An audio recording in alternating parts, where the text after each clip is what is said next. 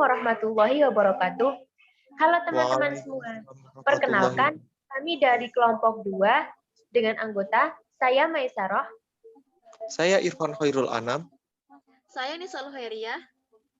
Kami bertiga akan memaparkan materi mengenai garis medan dan hukum Gauss. Video ini dibuat guna memenuhi tugas mata kuliah listrik magnet yang diampu oleh Bapak Firdaus, Magister Pendidikan. Kita masuk mengenai pengertian medan listrik. Medan listrik adalah efek yang ditimbulkan oleh keberadaan muatan listrik seperti elektron, ion, atau proton yang berada dalam ruangan yang ada di sekitarnya. Medan listrik memiliki satuan Newton per Coulomb atau N per C. Rumus matematika untuk medan listrik dapat diturunkan melalui hukum Coulomb, yaitu gaya antara dua titik muatan, di mana F sama dengan Q1 dikali dengan Q2 dibagi dengan harga mutlak R kuadrat dikali dengan R vektor, di mana Q1 adalah muatan ke-1, Q2 adalah muatan kedua, dan R adalah jarak antara kedua muatan. Menurut persamaan ini, gaya pada salah satu titik muatan berbanding lurus dengan besar muatannya. Medan listrik didefinisikan sebagai suatu konstan perbandingan antara muatan dengan gaya, di mana E sama dengan 1/4 pi epsilon 0 dikalikan dengan Q per harga mutlak R kuadrat dikalikan dengan R vektor. Persamaan di atas menunjukkan bahwa kuat medan di suatu titik berbanding terbalik dengan kuadran jarak titik tersebut ke sumber muatan atau E sama dengan 1/R kuadrat. vektor medannya ditunjukkan pada gambar berikut. Bisa dilihat pada gambar. Ya, seperti berikut.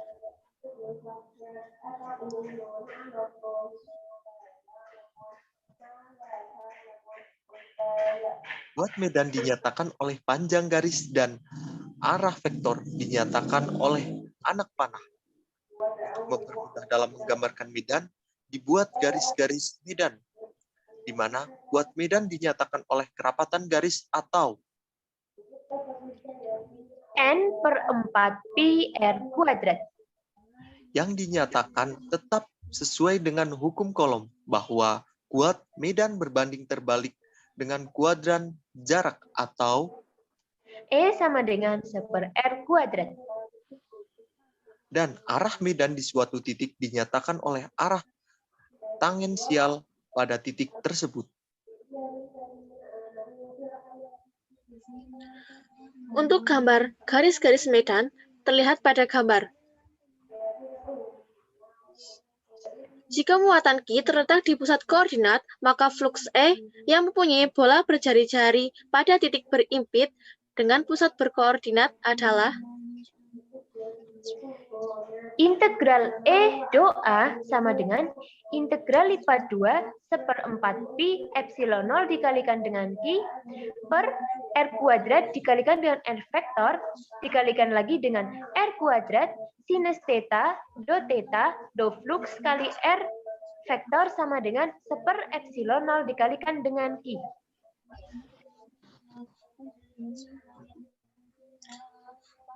Jika di pusat koordinat terdapat lebih dari satu muatan titik sebagai sumber, misal Q1, Q2, maka berlaku prinsip superposisi sehingga E sama dengan sigma I sampai N dikalikan dengan I, EI. dan flux E yang melalui permukaan yang melingkupi dinyatakan sebagai berikut. Integral E do A sama dengan 1 epsilon 0 dikalikan dengan QC atau muatan C.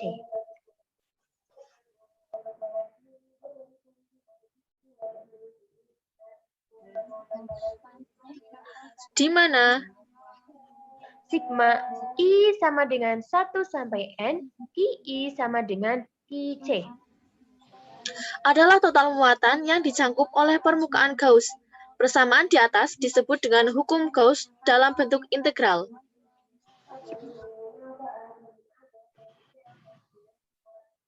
Hukum Gauss dalam bentuk integral tersebut di atas dapat diturunkan menjadi berbentuk diferensial, yaitu dengan bantuan teorema divergensi, sehingga ruas kiri dari persamaan tersebut dapat dinyatakan sebagai berikut. Bisa dilihat pada gambar. Integral E do A sama dengan integral nabla E dikalikan dengan do theta. Faktor QC pada ruas kanan pada persamaan tersebut dapat dinyatakan dalam bentuk berikut. QC sama dengan integral rho dikalikan dengan do torsi.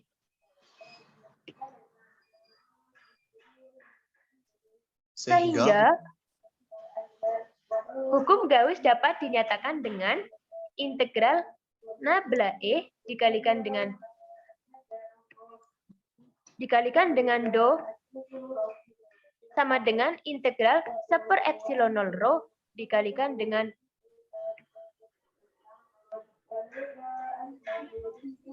kedua ruas pada persamaan di atas merupakan integral volume, sehingga kedua integral sama, yaitu nabla E sama dengan 1/epsilon 0 dikalikan dengan rho.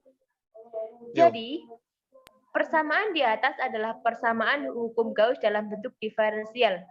Jadi, hukum Gauss dapat dibentuk dalam bentuk diferensial maupun integral. Contoh soal dan pembahasan. Sebuah kulit bola berjari-jari R besar bermuatan listrik Q dengan distribusi serba sama. Tentukanlah medan listrik A di dalam dan B di luar bola, serta C grafik hubungan kuat dan listrik E terhadap jarak yang diukur dari pusat bola berjari-jari R kecil. Solusinya, untuk A, medan listrik di dalam bola atau di titik-titik yang berjarak R dari pusat bola dengan R kecil kurang dari R besar, atau jari-jari bagian dalam lingkaran lebih kecil daripada jari-jari di luar lingkaran. Langkah pertama untuk menentukan medan tersebut adalah dengan menggambarkan persamaan Gauss yang dalam kasus ini berbentuk permukaan bola berjari-jari R yang berpusat di pusat bola berikut ini. Silakan lihat gambarnya. Oke, next.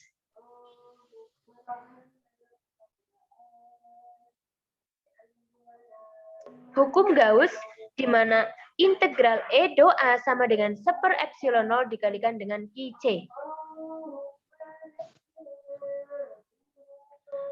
Karena di dalam kulit bola tidak ada muatan, maka muatan yang dicakup permukaan Gauss QC sama dengan 0, sehingga E-nya juga sama dengan 0.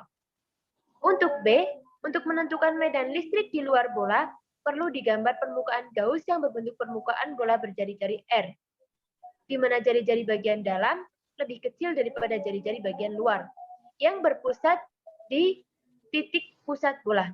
Perhatikan gambar berikut. Oke, next. Hukum Gauss di mana integral E do A sama dengan 1/epsilon 0 kali dengan QC. Karena permukaan Gauss melingkupi semua bola berjari-jari R, maka muatan yang dicangkup permukaan Gauss QC sama dengan muatan total bola itu, atau Q-nya, di mana QC sama dengan integral sigma do A sama dengan sigma kali 4pi R kuadrat sama dengan muatannya. Arah E di setiap titik pada permukaan Gauss arah dengan do A, sehingga ruas kiri hukum Gauss adalah integral E dikalikan dengan do A. Next. Karena di setiap titik pada permukaan Gauss medannya sama, maka E tidak bergantung pada do A, sehingga E dapat dikeluarkan dari integral, yakni E integral do A dengan integral do A sama dengan luas permukaan.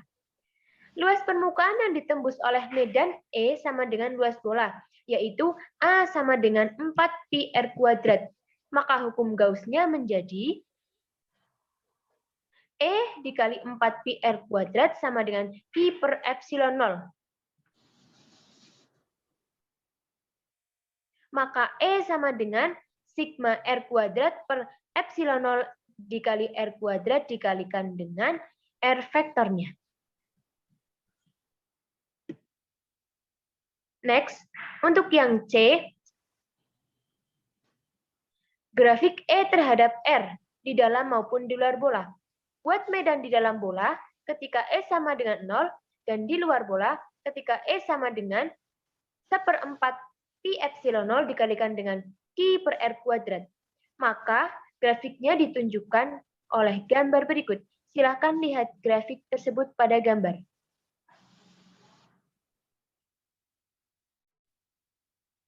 Sebuah keping yang sangat luas diberi muatan total Q dengan distribusi serba sama. Tentukan medan listriknya. Bagaimana hubungan kuat medan dengan jarak dari keping? Solusi. Untuk sumber muatan berbentuk keping, permukaan Gauss berbentuk kotak tipis dengan luas permukaan yang medan adalah 2A, di mana 2A itu menunjukkan keping untuk permukaan atas dan permukaan bawah. Hukum Gauss-nya, Integral E do A sama dengan 1/epsilon 0 dikalikan dengan Q C. E berarah ke atas dan ke bawah tegak lurus permukaan. Hukum Gauss dan setiap titik permukaan Gauss kuat medannya sama, sehingga ruas kiri hukum Gauss adalah E dikalikan dengan integral do A dengan integral do A sama dengan 2 kali A. Do A muatan yang dicakup oleh permukaan Gauss adalah Q C sama dengan integral sigma atau konduktivitas listrik dikalikan dengan do A sama dengan sigma integral do A sama dengan sigma A. hukum Gauss-nya menjadi E dikalikan dengan 2 kali A luas permukaannya sama dengan 1/epsilon 0 dikalikan dengan konduktivitas listrik dikalikan dengan A. Di mana E menjadi E sama dengan konduktivitas listrik dibagi dengan 2 kali epsilon 0 dikalikan dengan N vektor.